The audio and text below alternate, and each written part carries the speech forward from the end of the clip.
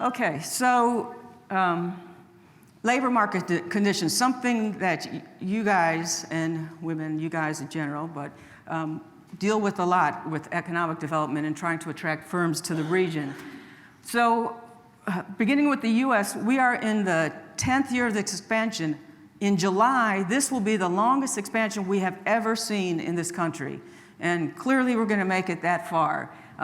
The economic activity picked up over the last 2 weeks. We're seeing a little bit of a lull in activity right now, but we expect that it will pick back up again.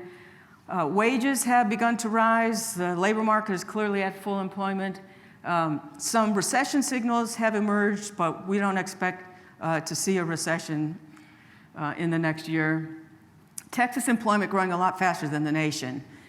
So, and it varies greatly by region. So let's look at very quickly national growth. You see the last recession was very deep and long, and currently 3.1% is actually above potential growth, but we still call that moderate overall. Employment, the labor market continues to improve. So in the US, we're seeing levels go to higher, we're seeing employment go to higher levels, and wages have picked up on a year-over-year basis. They've slowed a little bit in the last couple of months, but still up above 3% on a year-over-year basis is pretty good. Our forecast now, as we look forward, GDP at the very top, the orange area is the forecast you can see, still growing above 2%. I highlighted non-residential investment because that's a very important sector. We need to see investment grow, plant and equipment, for productivity to grow, for this economy to grow faster. And then we have the Fed. This is our last month's forecast. We don't have the Fed easing, but as we think about it, we probably will put an ease on the Fed later this year. So overall, the US economy continuing to grow. I'm speaking with Ben McGill this afternoon, I think at 1, and we'll go into more detail on the labor market tightness and some ideas of how to grow your economies, bringing more workers back into the labor force. So in Texas, here's employment growth, latest data, April, year over year. This is all the states. Anyone want to guess where Texas is? 1 through? Number 1. Everyone's agreeing number 1? No one other than number 1? Okay. I'm sorry. You're number 1 in everything else, but in employment growth last year, you're number 7. So up 2.4% from a year ago. Top 5 states, Nevada, Utah, Arizona, Washington State, South Dakota, and at the bottom, Wisconsin, Maine, District of Columbia, Nevada, and Louisiana. No one with negative growth, Louisiana 0.1%. That's percentage growth. Percentage growth year over year. If you were actual numbers, then that would be different. You would be number 1 and California's behind you. Correct. There's only 15 people that live in Nevada, so... Well, it doesn't matter. Only 15 people live in Nevada was what he was saying, so that's a small base. But here, since the prior peak, you've added 1.9 million jobs. That is like adding the entire state of Kentucky. And that's a lot of jobs, just thinking about the infrastructure needs with all those jobs. And then on top of that, the workforce, the workforce needs and the economic development, bringing all those people in to fill the openings that you guys are creating by bringing in expanding firms is just tremendous. On a year-over-year basis, now this is only quarterly data, so it's a little bit older than the earlier number. Texas up 1.8%, much higher than the 1% in the US at the time. So Texas doing very well right now in terms of employment growth. And the unemployment rate had been for most of this decade below the US rate. So the blue shaded is Texas, the blue line is the US, and it's come down a bit.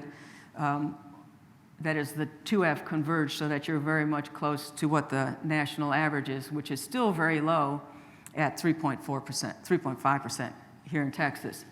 And when we start to look at this all around the state, here you see data for April of 2019. The blue is where the higher unemployment rates are, and the light color, look at how many of them are light, which is less than 2.2%. The lowest was I can't see from here. It's Hartley County at 1.3. Hartley County at 1.3%, and Willacy County at 8. Yeah. So, and there were 3 or 4 counties that were above 7%, not many, but a lot of counties that were below 2% in terms of the unemployment rate.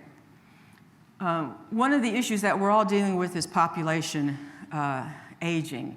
And so this is actually a blog that we did. You can hit the play and it will, show you over the years how it's going to change, which is kind of fun to watch. But here you see in 2010, all the green areas, which are the youngest people below 20, the blue, which are still within working age, around 40 to 59, and then 65 and plus in green.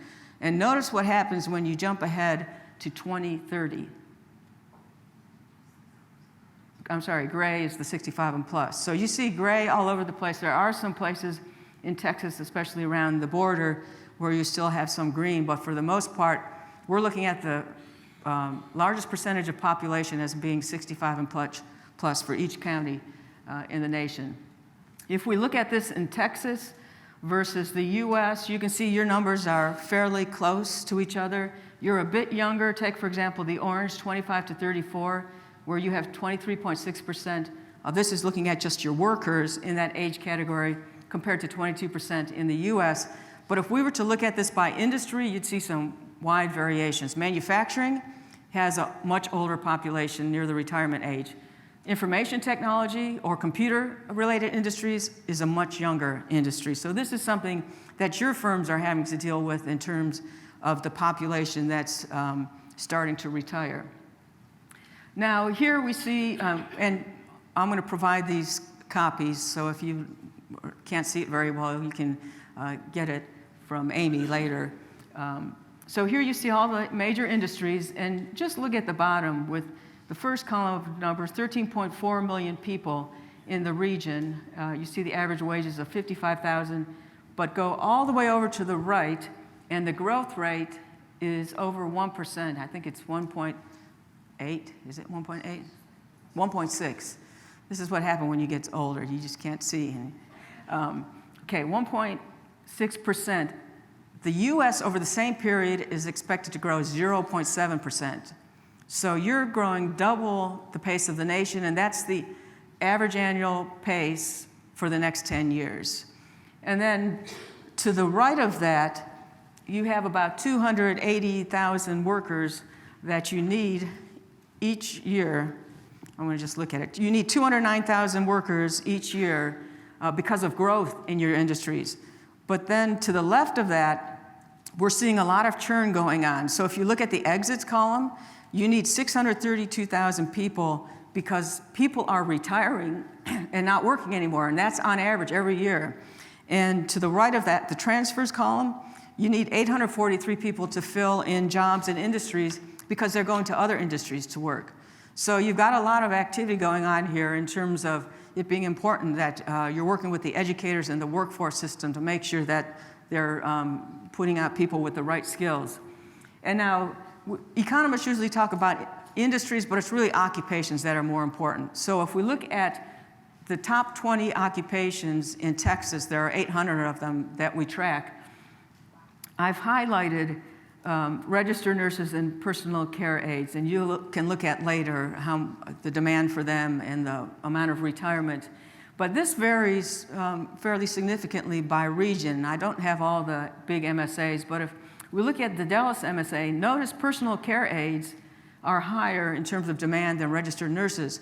And it's probably related to the industry mix. It could be that in Dallas you have more retirement homes than overall in Texas, or you have more home health aides.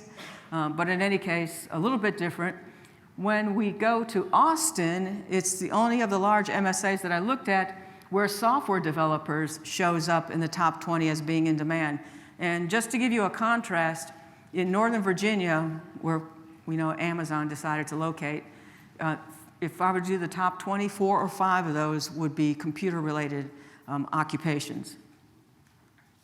So just some other charts, maps to show you the variation in Texas in terms of the needs for occupations. Here we have 35,934 laborers and freight stock and material movers needed every year over the next 10 years. And you could see the darker blue areas are where more of those are needed. It's interesting, in this job postings that we track, we pulled out Amazon and just looked at Amazon as a company, and hand movers were way toward the bottom because they use more electronic and computer-operated means to move the packages around. When we look at customer service reps, notice 27,597 needed every year for the next 10 years. And again, a lot of them are showing up in the metropolitan areas. Welders, I was a little surprised that this is as low as it is. 6,600 needed every year for the next 10 years. And again, that's the forecast due to growth, and that could be in part because manufacturing overall is in decline. However, we're seeing a lot of need for retirees, and I'm filling positions from retirees, which I did not take into account in that. And then finally, cybersecurity. I looked at job posts, since that's not an occupation yet, but when we look at job posts, we see that there's demand for, right now, as of last week, there were 900 job openings across the state for people with cybersecurity backgrounds. And you can see many of these are in the large metropolitan areas. So in conclusion then, we don't see a recession in sight, at least let me couch that in, not this year, probably not even early next year. And if we start to see plant and equipment start to grow again, I would say we're going to make it through 2020 as well. The labor market is going to continue to tighten. Wages have already begun to rise. In terms of when we go around the country and look at successful economic developers, those that realize the people, not the industries, are their most valuable asset seem to be those that are doing better, and those that foster collaboration between businesses and educators to close the skill gap, similar to what I talked to about the TEDC talk, where Ernie the educator and Wanda Workforce and Carl Corporate Real Estate all worked with the economic developer, who I realize I never named. But in any case, with that, I'm happy to answer any questions, so we have plenty of time.